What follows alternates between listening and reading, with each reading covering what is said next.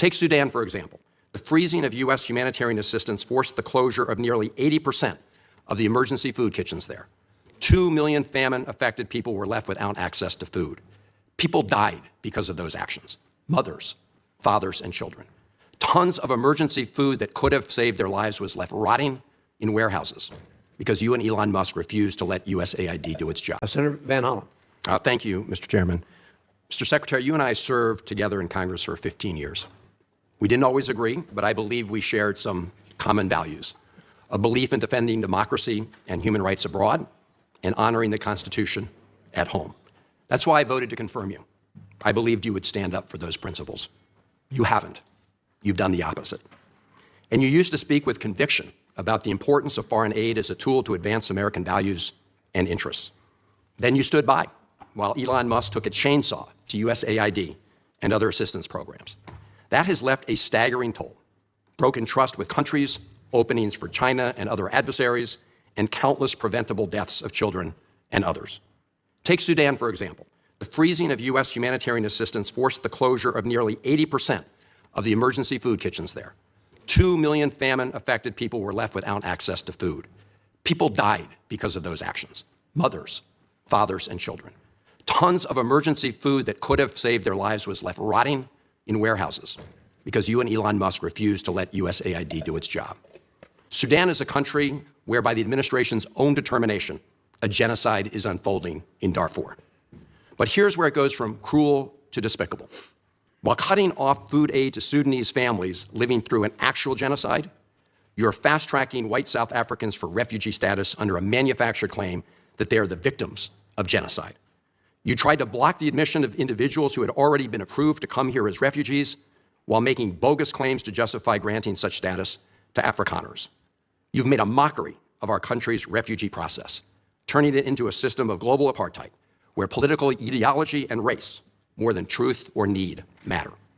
And while you've turned away from a genocide in Sudan and invented one in South Africa, you teamed up with President Trump to throw the Ukrainian people under the bus and have been played like a fiddle by Vladimir Putin. Of course, Donald Trump not only said he would end the war in Ukraine on day one, he also said he would end the war in Gaza on day one. And yet last week, you were all running around to Gulf states, giving away very sensitive American AI and chips technology, but doing nothing to end the war in Gaza and get the remaining hostages returned. You know that for 78 days, the Netanyahu government did not allow a scrap of food to enter Gaza to reach over 2 million civilians. 57 children have died from malnutrition so far, and more than 14,000 children are in imminent danger of dying of starvation. As Cindy McCain said last week, and I quote, "Families in Gaza are starving while the food they need is sitting at the border." That is a gross violation of both U.S. and international law. What did you do? Nothing. Not once did you publicly call upon the Netanyahu government to end the blockade. Fortunately, other countries spoke out, and now we see a tiny trickle going in. Where have you focused your energy instead, Mr. Secretary? Well, your first trip as Secretary of State was to El Salvador, not to promote democracy, but to cozy up to President Bukele, who calls himself the world's coolest dictator. The result was a cash for collusion deal to deprive people living in America of their constitutional rights to due process. The Supreme Court, in a 9-0 decision, instructed you to facilitate the return to the United States of Abrego Garcia, who the administration admitted was wrongfully deported to El Salvador. Your response? You've openly flouted judicial orders. When asked whether you have been in touch with El Salvador to return Abrego Garcia, you boasted, quote, "I would never tell you that. And you know who else I would never tell? A judge." Clearly, you don't care about the Fifth Amendment right to due process, and you don't care about the First Amendment either, since you've been very busy snatching students off of college campuses for exercising their right to free speech. You dredged up a relic from the McCarthy era to claim that student protesters posed a threat to the foreign policy of the United States. Give me a break, Mr. Secretary. You know as well as I do this isn't about national security, it's about punishing free speech. And you know that in America, the government doesn't get to use its power to punish speech it doesn't like. Yet in March, you boasted about revoking student visas, saying, and I'm quoting, "We do it every day. Every time I find one of these lunatics, I take away their visa," unquote. Let's look at one of those lunatics, Mr. Secretary, Ms. Ozturk. Her crime was co-authoring an op-ed in her college paper critical of Tufts University's response to the war in Gaza. Your own department found zero links to terrorism, no anti-Semitic statements, but you still yanked her visa and shipped her off to detention in Louisiana. And the list goes on and on. The federal judge in the case of Mohsen Madawi, who was the Columbia student who was ambushed by federal agents at his citizenship appointment, said, and I quote, this is the judge, "Legal residents not charged with crimes or misconduct are being arrested and threatened with deportation for stating their views on the political issues of the day. Our nation has seen times like this before, especially during the Red Scare and Palmer raids. Like the McCarthy-era witch hunts of the 1950s, your campaign of fear and repression is eating away at foundational values of our democracy. Back then, it took one voice, Attorney Joseph Welch, to cut through the hysteria with a simple question that marked the beginning of the end of that shameful era. He asked Senator McCarthy, have you no sense of decency? And I would ask you the same, Secretary Rubio. You have shown through your words and your actions what the answer is. And I have to tell you directly and personally that I regret voting for you for Secretary of State. I yield back. May I respond? You may say. Well, first of all, your regret for voting for me confirms I'm doing a good job, based on what I know. Well, that's just a flippant statement, Mr. Mr. Secretary. Can I respond, Mr. Chairman? You may. I didn't ask. Senator, please let the Secretary have I'd be the floor. happy to, but then I can respond to his.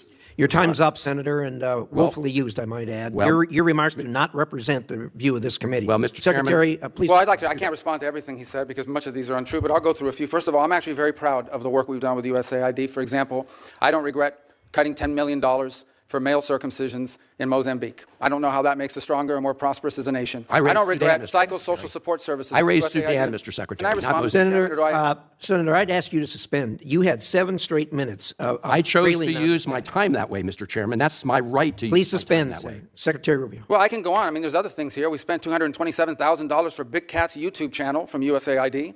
We spent $14 million for social cohesion in Mali, whatever the hell that means. So I can go on and on. I got the list here, and there's more. I didn't even bring the whole list. In the case of El Salvador, absolutely.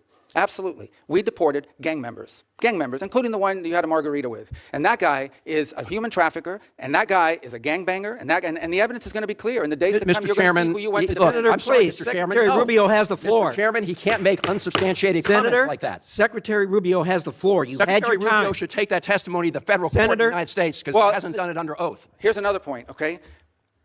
There is a division in our government between the federal branch and the judicial branch. No judge in the judicial branch cannot tell me or the president how to conduct foreign policy. No judge can tell me how I have to outreach to a foreign partner or what I need to say to them. And if I do reach to that foreign partner and talk to them, I am under no obligation to share that with the judiciary branch. Just like a judge cannot order me to negotiate with a foreign minister of Russia, they cannot order me to negotiate with a foreign minister or the president of El Salvador. And if I did negotiate with them, which we have responded to them, and we've told them we've had communications with the president of El Salvador, I am under no obligation, under our division of powers in this country, and to share with the judicial branch how I conducted diplomacy of the United States. It would actually be counterproductive. If I started sharing with courts, or frankly, with the media, my conversations with foreign leaders and all of their details, no foreign leader would talk to me again, and we would break trust with them. So I have complied with every court order. What I won't comply with is an order to disclose what I'm saying and what we're talking about with a foreign leader, because then they won't talk to me. Diplomacy doesn't work that way. About the student visas, let me say this. I don't deport anybody, and I don't snatch anybody. The State Department does not have officers in the street snatching everybody. What I do is revoke visas. And it's very simple. A visa is not a right.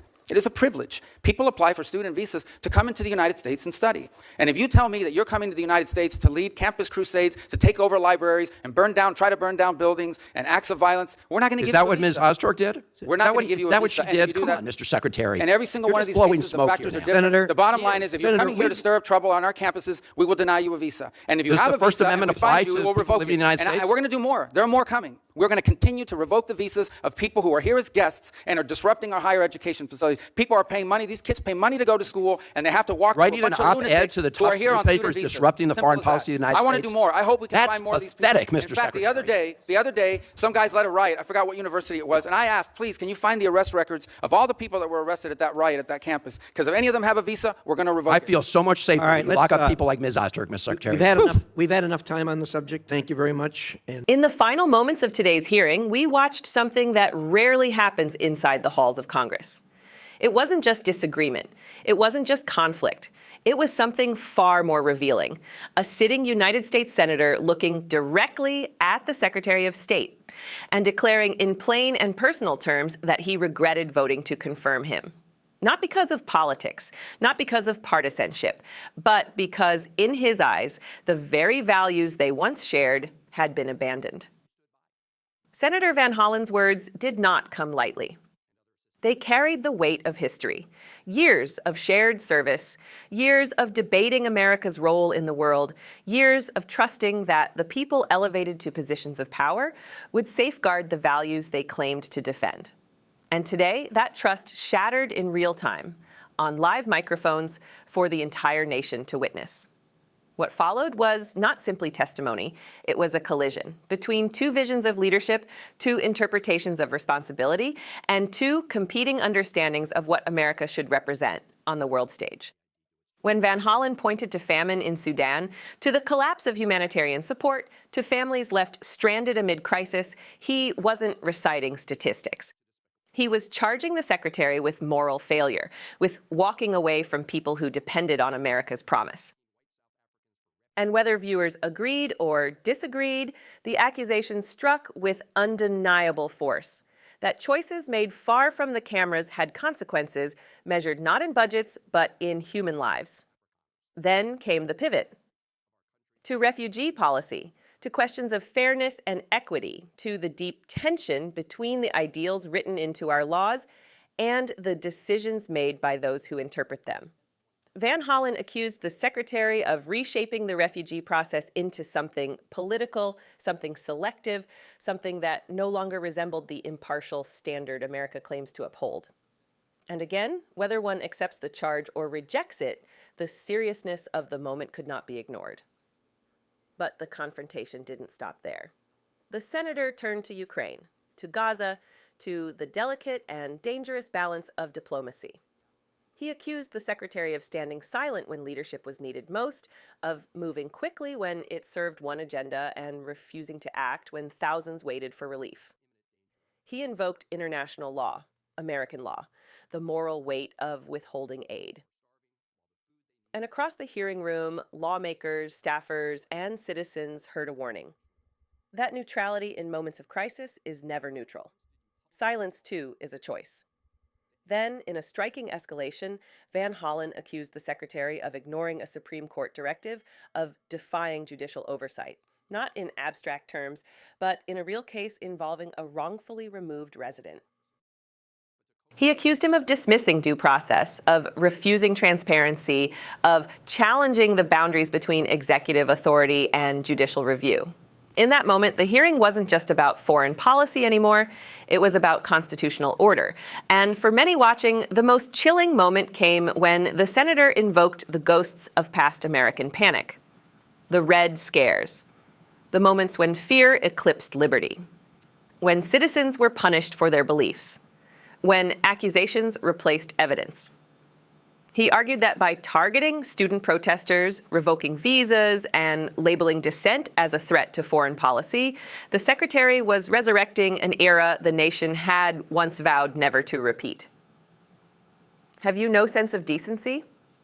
That question echoed through the hearing room, a historical rebuke pulled from the darkest days of political paranoia, now directed at one of the most powerful diplomatic figures in the United States. And when the senator ended with a personal admission, "I regret voting for you," you could feel the temperature in the room shift. That statement wasn't procedural. It wasn't rhetorical. It was emotional, human, and unmistakably final. But then came the response. Secretary Rubio did not retreat. He did not soften. He declared that the senator's regret confirmed his effectiveness. He mocked the criticism. He insisted that the decisions he made were justified, that he was working to protect national security, to restore clarity to foreign aid, to enforce standards on U.S. campuses, and to maintain confidentiality in diplomatic affairs. He claimed the judiciary could not dictate the conduct of diplomacy. He framed revoking visas not as punishment, but as enforcement. And he vowed to continue doing exactly what he had done so far. Two men standing on opposite sides of a moral divide, each convinced of the righteousness of his position. This hearing didn't just expose disagreements, it exposed something deeper, a fundamental clash over what America should be in moments of crisis. Should policy prioritize stability or justice? Should diplomacy favor secrecy or accountability? Should free expression be broadened or constrained? And when executive power expands, who remains to check it? The answers weren't resolved today. They may not be resolved tomorrow, but the confrontation we witnessed, raw, unscripted, and unfiltered, peeled back the layers of Washington and revealed the true struggle beneath the surface. A battle not only over policy, but over principle. And that is why hearings like this matter. Not because they are loud, not because they generate headlines, but because they remind us that democracy is fragile. That power, once granted, must be watched. That leaders, even well-intentioned ones, must be questioned. And that the truth, however inconvenient, must always have a place in the public square. In the end, this hearing left us with a stark reflection. Leadership is not only measured by the decisions made, but by the values upheld in making them. And when those values are tested, the nation watches closely, because America's role in the world is shaped not only by strength, but by conscience. If you believe moments like this must be seen, must be challenged, and must be understood with clarity and honesty, stay with us, support our work, stand for accountability, and subscribe to Liberty Report USA.